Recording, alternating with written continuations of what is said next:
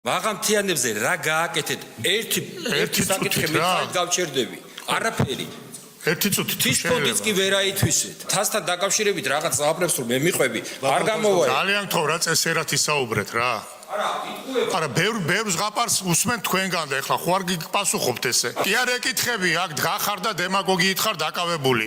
თუ კითხვა დასვი, აცადე პასუხის გაცემა. დაპირისპირება პარლამენტში მას შემდეგ დაიწყო, რაც ოპოზიციამ ქართული ოცნება კორუფციასა და ნეპოტიზმში ამხილა. დეპუტატები ნახევრად სარიელ დარბაზში რეგიონების სამინისტროს ანგარიშს უსმენდნენ. სწორედ ამ დროს შეახსენა გახარიას პარტიამ მინისტრის მოადგილეს, როგორ იქცა ნეპოტიზმი რეგიონებში ცხოვრების წესად და როგორ გაბერე შტატები, რომ ნაცნობები და თანაპარტიელები დაასაქმონ.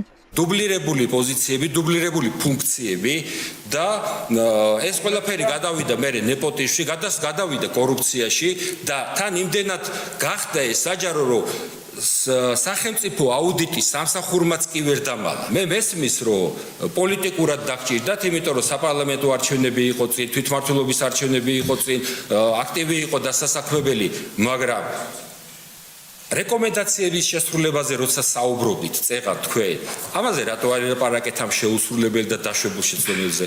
ქართულ ოცნებას ამ ბრალდებებზე პასუხი არ ჰქონდა. თავი იმართლა მინისტრის მოადგილემ. ზურაბიაშვილი ამტკიცებს, რომ მუნიციპალიტეტების საკადრო პოლიტიკაში ისინი არ ჩაერევიან. ამდენი თანამშრომელი ეყოლება მუნიციპალიტეტის მერიას ან აიფს ეს მათი პირადი უფლებამოსილებაა, რომელიც კონსტიტუციით აქვს გარანტირებული და ჩაურევლობა ამ საკითხში და გულწრფელად რო გითხრათ, ჩვენი სამინისტრო ნამდვილად არ ერევა ამ საკითხში. ესეთი დამოკიდებულება ეს მე არ მეხება, ამაში მე არ ვერევი, ეს ჩემი ფუნქცია არ არის.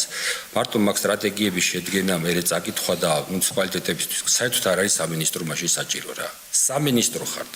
ამხელა აპარატი ხართ, ამხელა გავლენის შესაძლებლობა გაქვთ პოლიტიკური რეგიონებზე და თუ ეს არაფერი არ გეხებათ და მარტო ეს მაშინ ამას ერთი დეპარტამენტიც გააკეთებს. რა პრინციპით აგებენ გზებს სოფლებში? დღეს გაირკვა, რომ ეს ყველაფერი ჩაწყობით და ნეპოტიზმით ხდება. მაგალითად, დუშეთის მუნიციპალიტეტში ერთ-ერთ სოფელში გზა მხოლოდ იმიტომ დააგეს, რომ ამას ოცნების დეპუტატი და შემდეგ განათლების მინისტრი გიორგი ამილახვარი კურირებდა.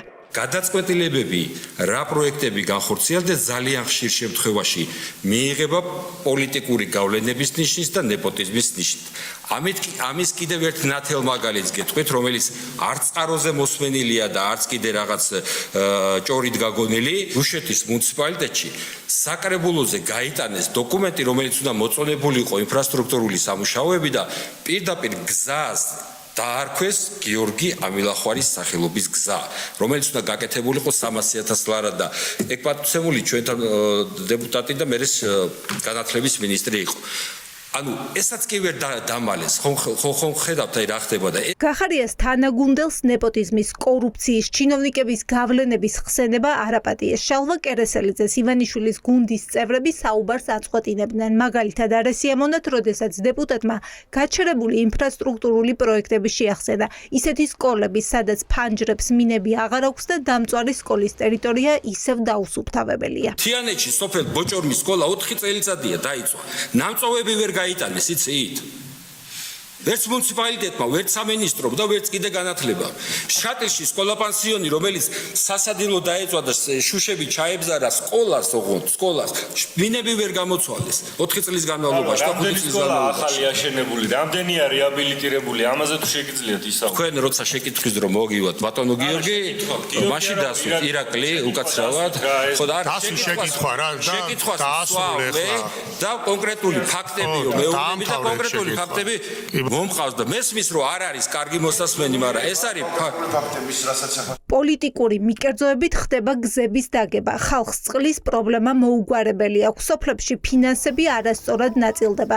დეცენტრალიზაციის პრობლემამ ოპოზიციონერი დეპუტატის შეფასებით მოიტანა. ის შედეგი, რომ მერებმა მხოლოდ ტენდერის გამოცხადება იციან, პრობლემების მოგვარება არა. რეალურად რო ავიღოთ, ხო თვითმმართველობები უკვე იქცნენ, გადაქცეული არიან მომხმარებლებად და ცენტრიდან მიღებული რეგფონდის და სოფლის ხარდაჭერის პროგრამის თუ სხვა თანხების ამთვისებლებად. სხვა ფუნქცია მაგათ არ აქვთ.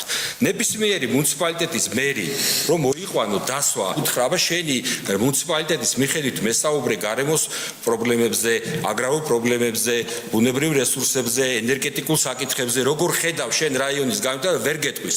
ერთადერთი რაშიც ყველაზე მაგრები არიან, ტენდერი როგორ უნდა ჩატარდეს, საკვალიფიკაციო მოთხოვნები ჩაიდოს და ასე რატო?